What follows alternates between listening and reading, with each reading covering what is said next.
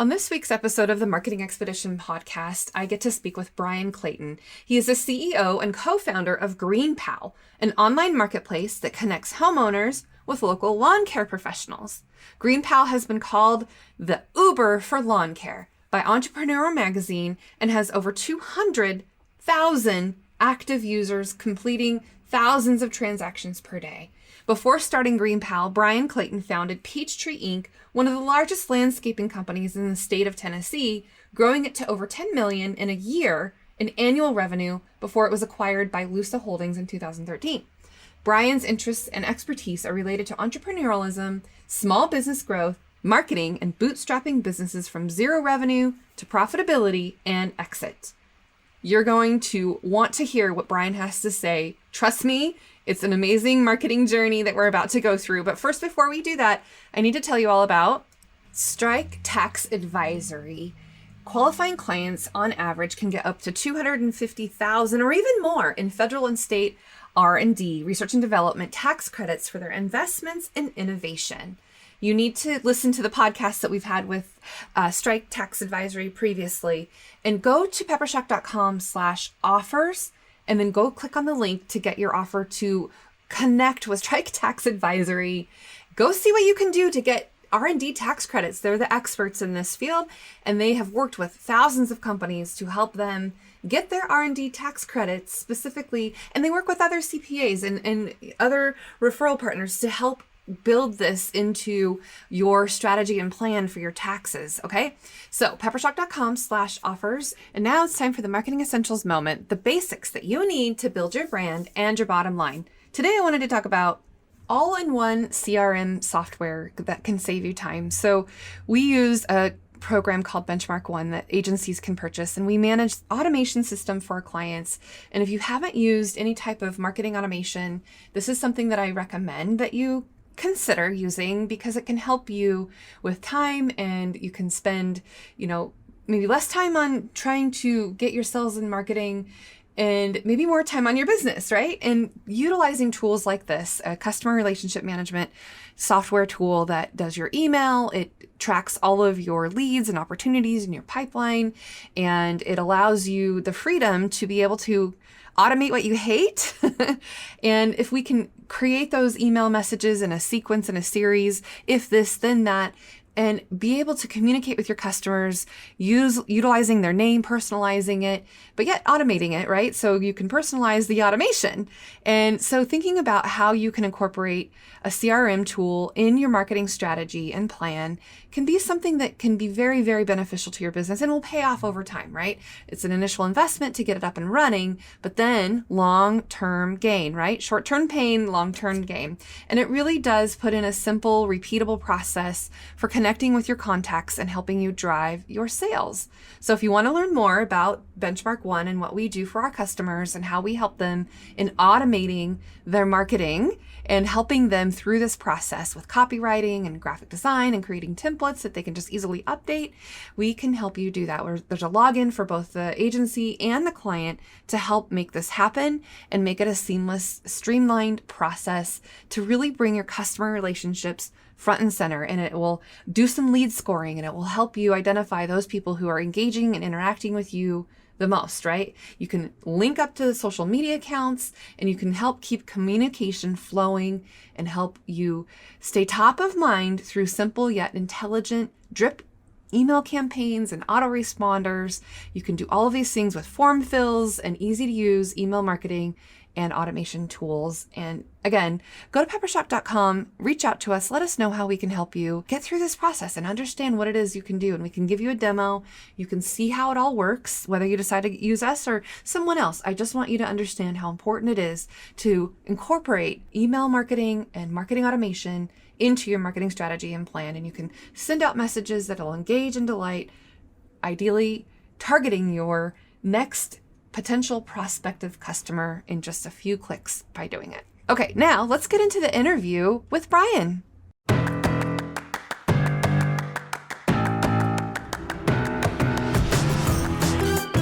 Welcome to the Marketing Expedition Podcast, an auditory journey through the latest in marketing, branding, and advertising. Now, here's your Marketing Expedition guide, Ray Allen.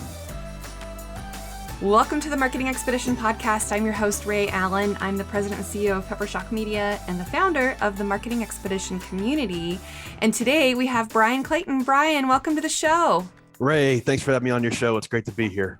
Absolutely. Let's just dig right in and tell our audience more about you. I read your bio. Oh my goodness, you've got quite the experience. But take me back. Like, what got you started and what got you into where you are now? Share with us. Yeah. So my name is Bryan Clayton. I'm co-founder and CEO of a company called GreenPal. And GreenPal is a mobile app that works like Uber, but for lawn mowing services. So if you're a homeowner, need to get a lawn mowing service rather than calling around on Craigslist or something like that, you can just download our app. You pop in your address, you'll get quotes, and you hire somebody to mow your yard for you right from the app.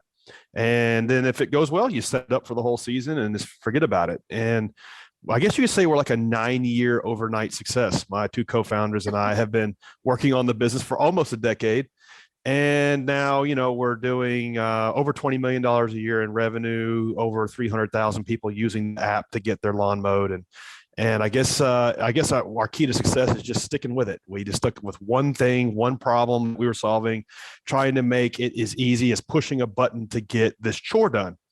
And, before I had this business, I actually had a landscaping company. I started mowing grass in high school as a way to make extra cash. And I, over a 15-year period of time, built one of the largest landscaping companies in the state of Tennessee, where I live, and ended up selling that business in 2013. It was doing around $8 million a year in revenue at the time. And I think I had around 150 employees. So I built it to one of the larger landscaping companies in the region, and exited that company, retired for about a year, got bored, had the idea for GreenPal, decided, hell, let's just see if I can do this, and then recruited a team to build it. And now here we are 10 years later, and we're the largest nationwide network for landscape contractors to get hooked up with homeowners.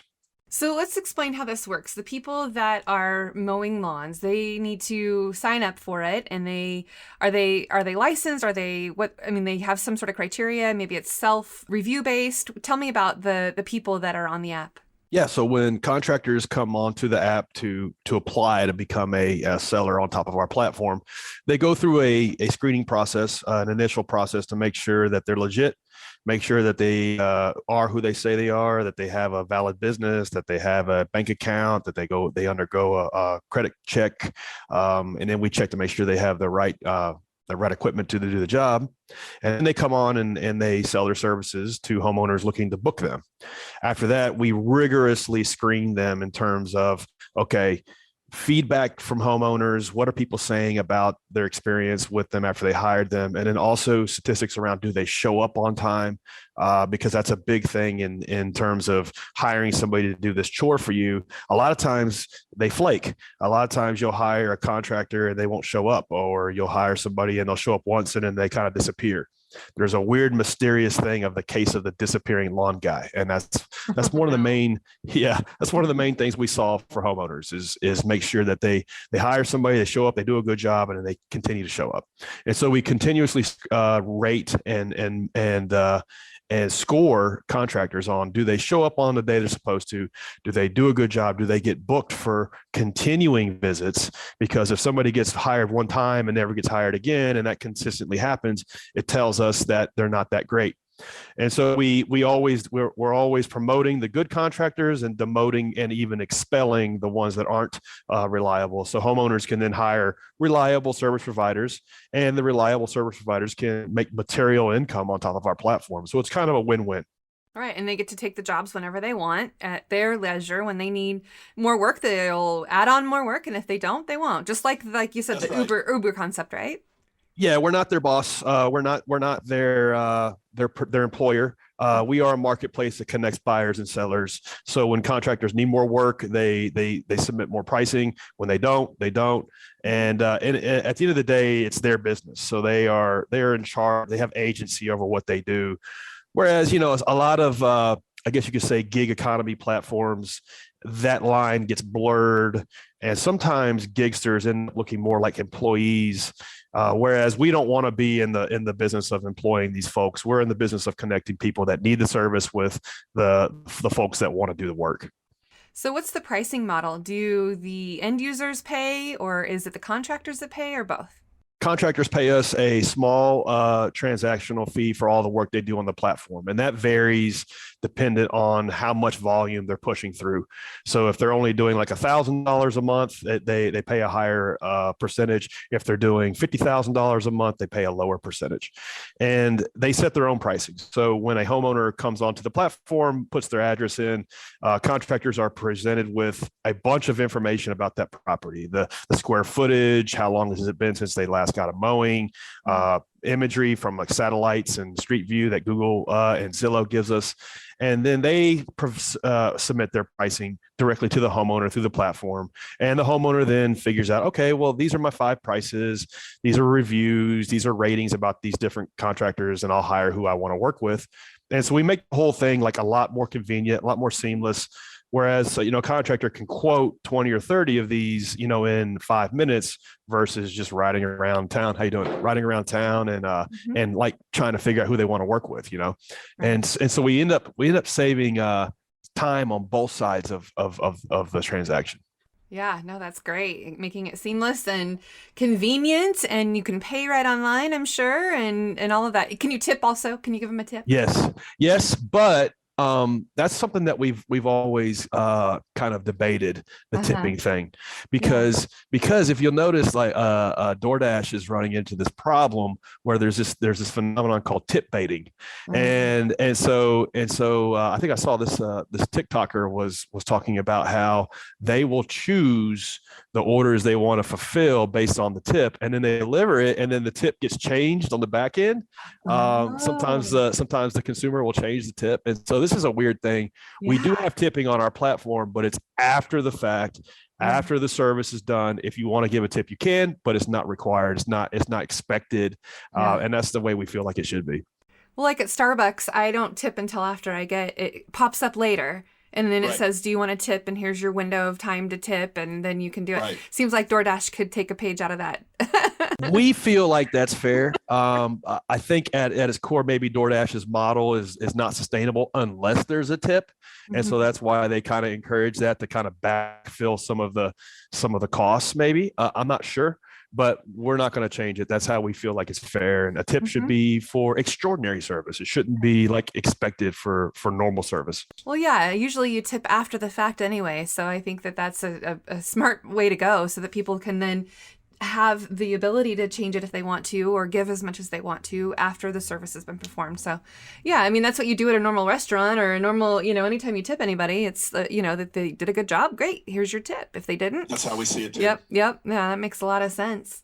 So if you are thinking about this as a marketing journey, you've said this is an overnight success of 9 years.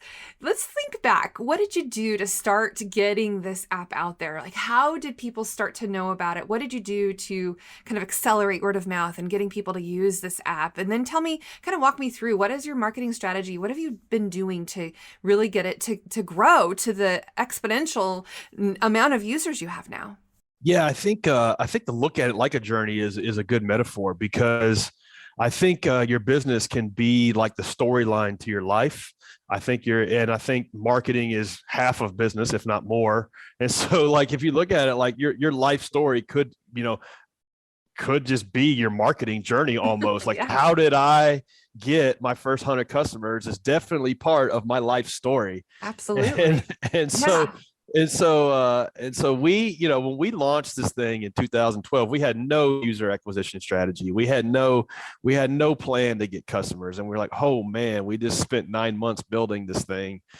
And now it's like, it's crickets. If you build it, they will not come. Not unless you market it, right? Right. And so like, we did the only thing we knew how to do. We made up a bunch of door hangers, and we passed out like 200,000 door hangers all over Nashville, Tennessee, where we live.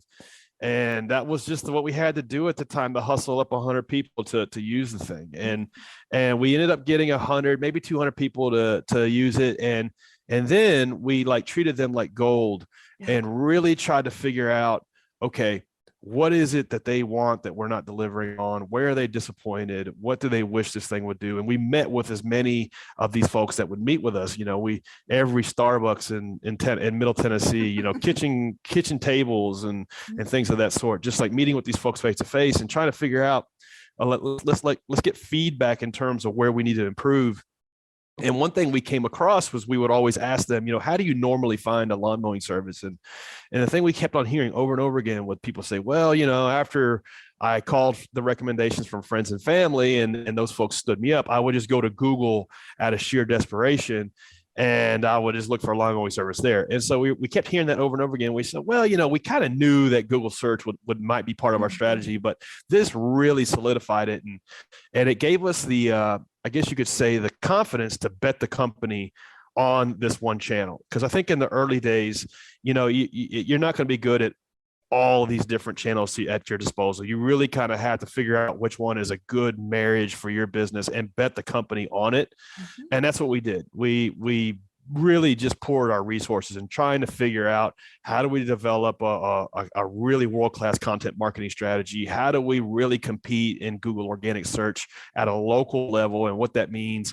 And that's everything from just poring over blogs, taking online courses, reverse engineering who's killing it, and applying it to our strategy and then executing on that strategy. However much we were doing in terms of building the Uber for lawn care and the app and what that means and all the technology, we also had to reinvest that same amount of resources in competing in Google organic search. Mm-hmm. And now here we are, a decade in. That's how we get over half of our users is through Google organic search. The other half come from word of mouth. Well, and now you can do voice search. So now optimizing for voice search too, lawn care service provider near me. And hey, I won't say it because it'll trigger my, Fair enough. my device. But and then the next thing you're getting remarketed to from us. Yeah, right.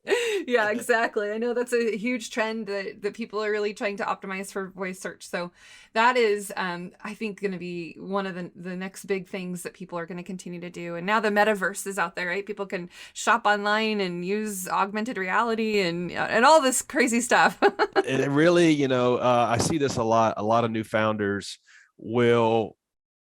they'll make their business plan, and then under distribution, user acquisition, they'll just put like a bunch of acronyms, SEO, PPC, CRO, things like that. And it's like, that's not a strategy. It's like, you really have to innovate in one of these channels. You really have to make it part of your core competency, or else you won't get the traction and you'll get disillusioned and then you'll go out of business. So my advice is, like, however much you're innovating in your business, you also have to innovate in your growth strategy and how you're going to get customers to find out about what you're doing. Absolutely. And I love how you dug in and read blog posts and just, figured out how to do it and online courses to make it happen, because it's part science and part intuition and learning and growing. I mean, what are some of the maybe looking back, what are some of the things that you remember learning that you wish you would have known before you started doing it and spending money on it, that now you're like, oh man, that would have been so great if I would have known that?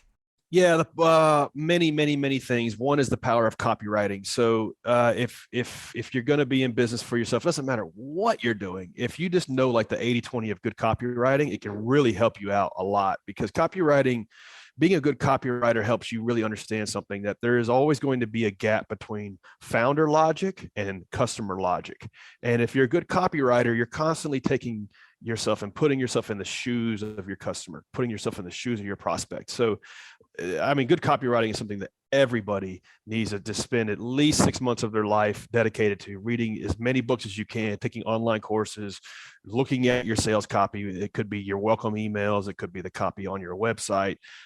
If you don't have a digital product, it could just be the copy in terms of your sales letters or whatever. And so being a good copywriter is just such a high inflection point, like it's like a fulcrum almost. And I wish I had started with that rather than stumbling upon it, in year 2 or 3.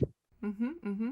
Well, just like subject lines in an email, every word can matter, and whether it lands in spam or not, or whether people decide to open it or not, right? Yep. Mm-hmm. You have to, as a good copywriter, you have to make every word count.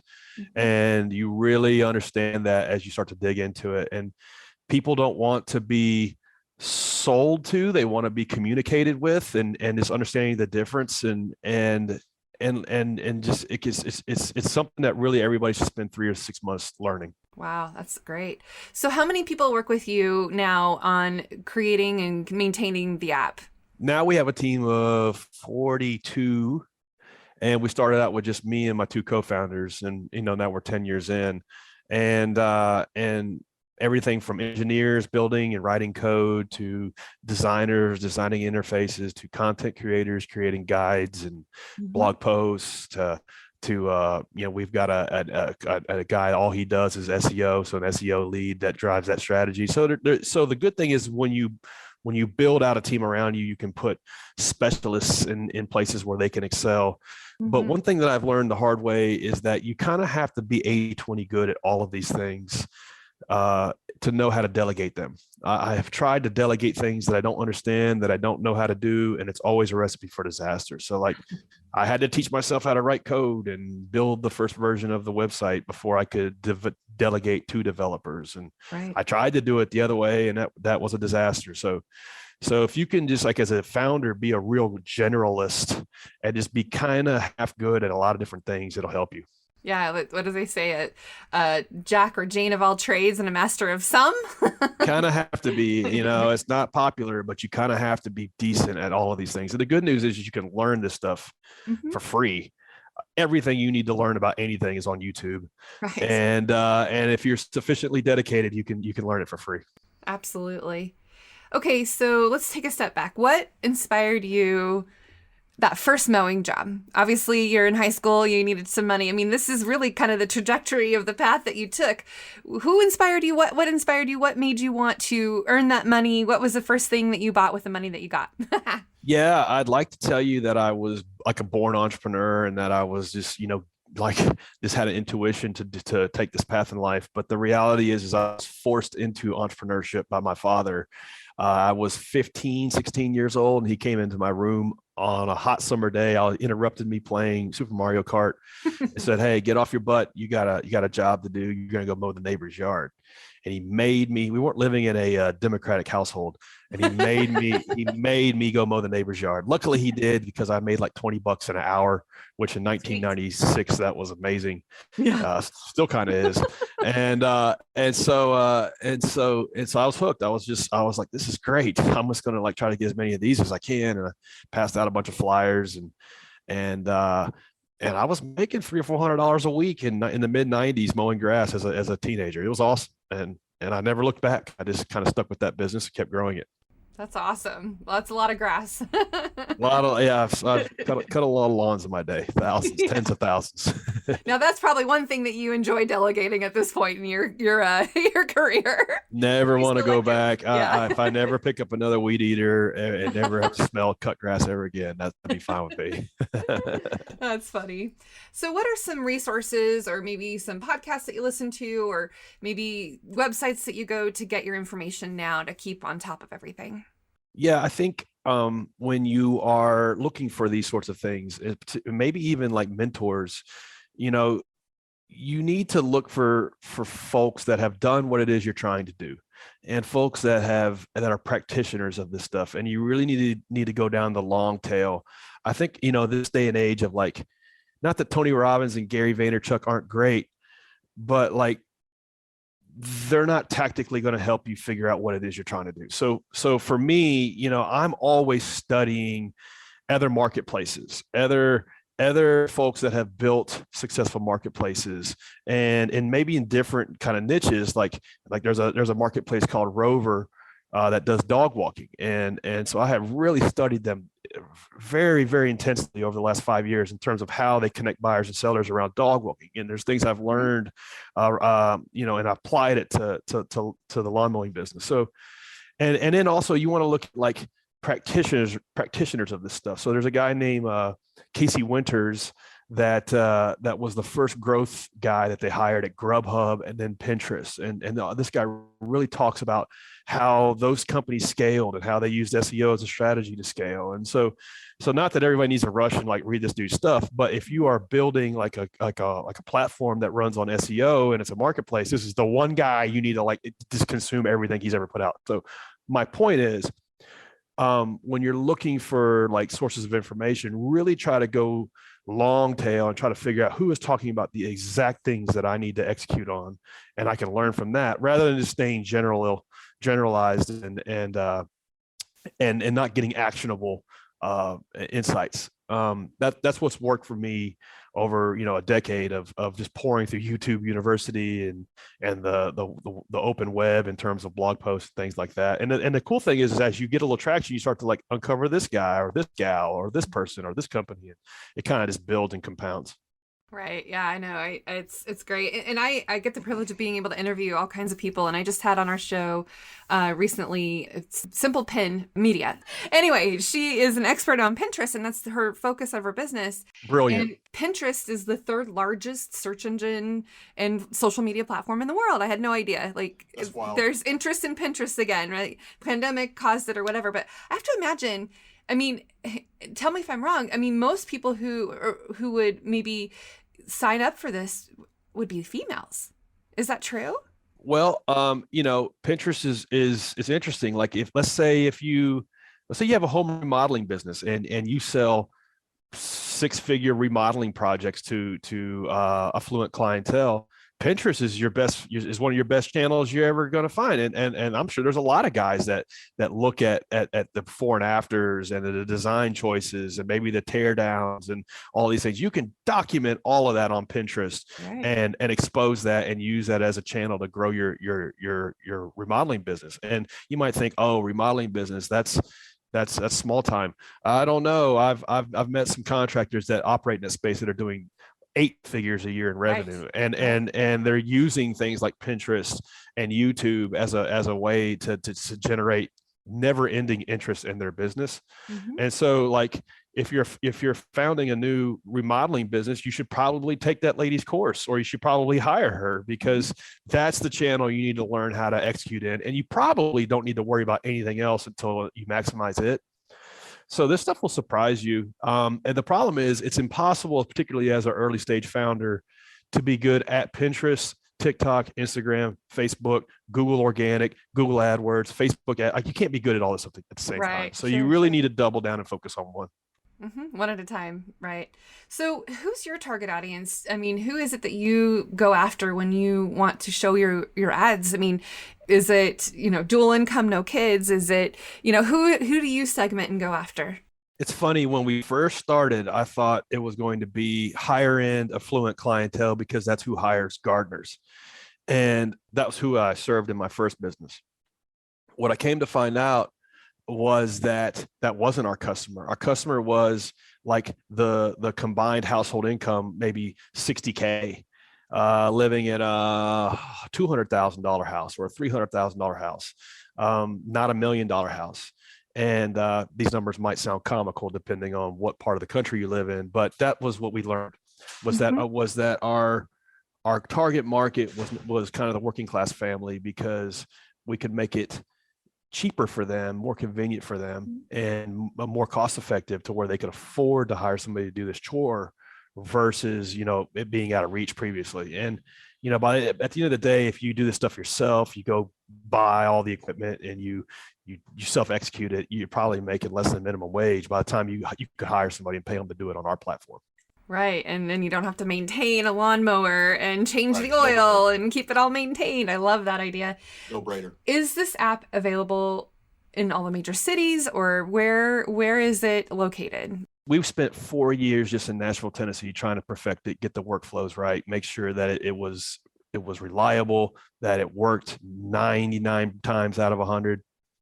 And after we got some consistency there, we started expanding into other cities.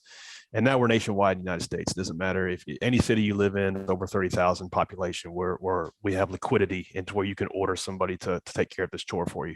That's awesome. I love it. And of course, the people who have a faster response time probably get better results. And so what is the average time to when you put a bid out there, or you want, a request to get your lawn mowed, and then, how long does it take before things happen? Yeah. So you pop your address and you pop your physical address and email address in. Within 5 minutes, you should have 5 quotes.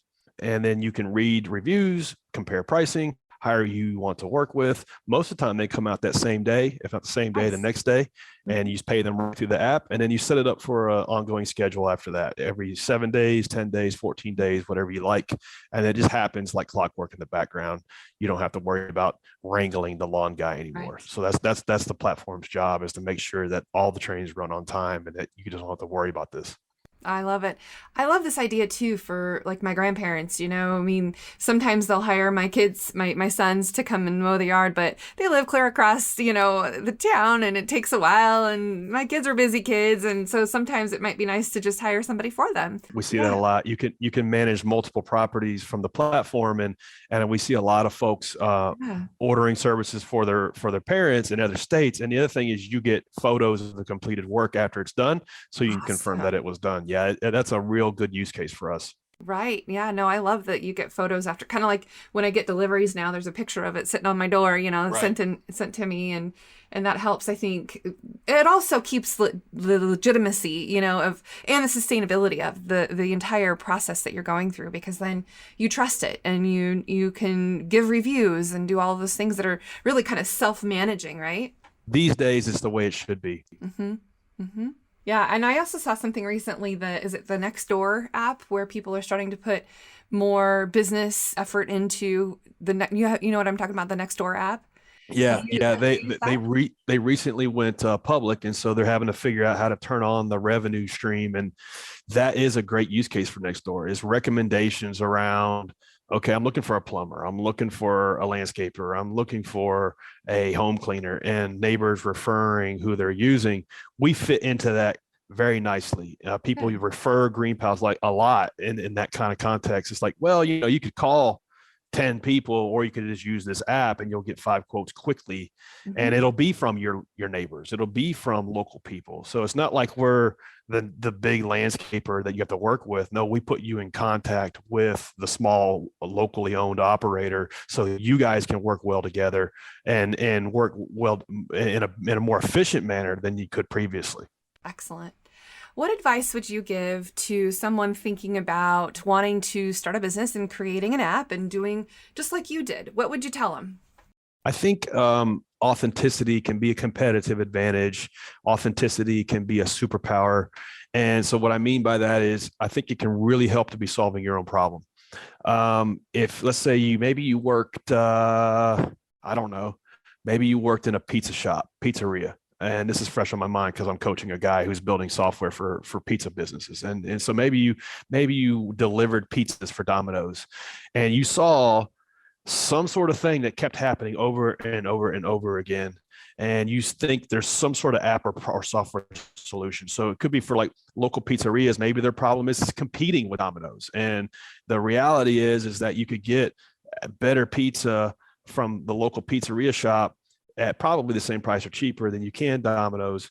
But the problem is, maybe it's a pain in the neck to order from them, or maybe you don't know about them, or maybe they there's some reason why that's not happening. And so who would order an inferior product at a higher price? Well, maybe there's a software platform that could exist to solve that problem. My point is, really look for problems you're experiencing in your day-to-day kind of role, life, career, and develop solutions for those. Because if you really try to look to innovate in something that you don't understand, it's probably a dead end.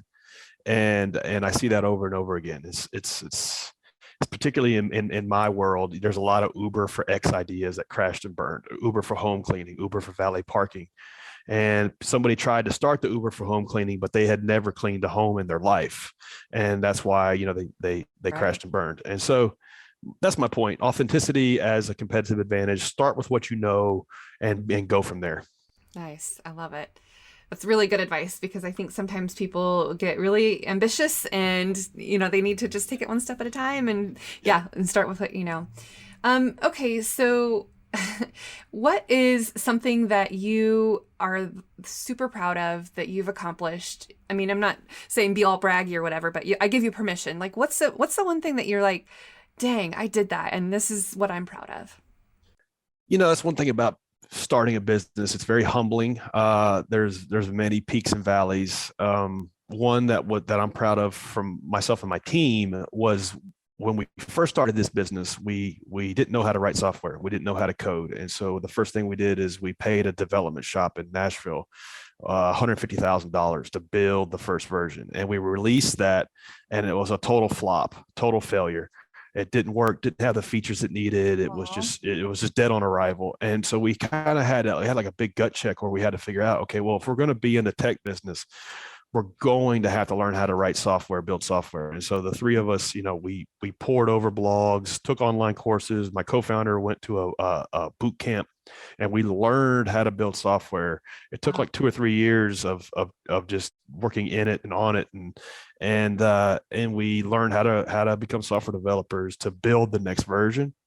So looking back, almost 10 years later, that's something that I'm proud of us for, that we didn't give up. Yeah, no kidding. And it's not easy to just take on something new that you don't know how to do. So that's great. So did you take on investor money, or did you use your own money? We decided very early on to self-fund the business. We kind of were observing that a lot of investor capital was pouring into different ideas that were similar to ours, maybe the same as ours, and they were flaming out in like 18 months. And I thought, well, I don't know that I want to go down that path. And so we decided really early to fund the business off of its own revenues. Nice. And when you do that, it keeps you like crystal focused on one thing, the customer, and really keeps you focused on solving their problems and holding on to them, because you need that revenue to survive. And that's been key to our success. We're 10 years in and we haven't raised any outside capital. There's 3 names on our cap table, and it's a good place to be. It was hard in the early days, I'm not going to lie. The first 4 or 5 years were really tough. Living on, hundreds of dollars of, so it wasn't like we were able to pay ourselves salaries day one. Like it was really, really challenging to survive. But I'm glad we did it that way, because now we have a good profitable business that we own 100% of. Yeah, early days, taking stock in ramen noodles and I don't know. Yeah, exactly. Yeah, it pays off. So I'm glad literally like a $10 a day food budget. I mean, literally just trying to cut our expenses. Because one of my favorite quotes is Mark Cuban. He says, the least you can live on, the greater your options. And that's very true when it comes to founding a business. Your personal expenses are the business's expenses. Yeah. Is how it boils down to. I love that. Okay, so if people want to reach out to you or download the app, or any of the contact information or ways that you can be reached. Yeah, anybody listening to this wants to try out the app, you can just download GreenPal in the App Store or Play Store. Anybody wants to hit me up, they can reach me on Instagram, Bryan M. Clayton. All right. Thank you. Bryan, thanks so much for sharing all of this wisdom with us and taking us on your marketing journey and, well, really, truly your entrepreneurial journey. But I like what you said. It's mostly marketing, so it worked right. Yeah, exactly. I appreciate you having me on the show, Ray. Yeah, absolutely. And for those of you listening now, the best thing you can do is give us a review or share what Bryan had to say with others. I'm sure you know somebody that needs to hear what Bryan had to talk about today. And until next time, everyone, enjoy the journey. Thanks for listening to the Marketing Expedition podcast. Want to continue the journey?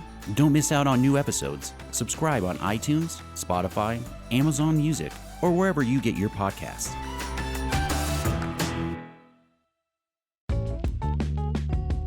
Wouldn't it be great if there was one place you can go to get all the latest information and tips about marketing and advertising? The Marketing Expedition community is that place. People like you gather in our online community to build relationships with others and find the latest marketing trends, tactics, tools, and technology. We help you build your brand and your bottom line. Start your adventure today. Visit themarketingexpedition.com to find out more.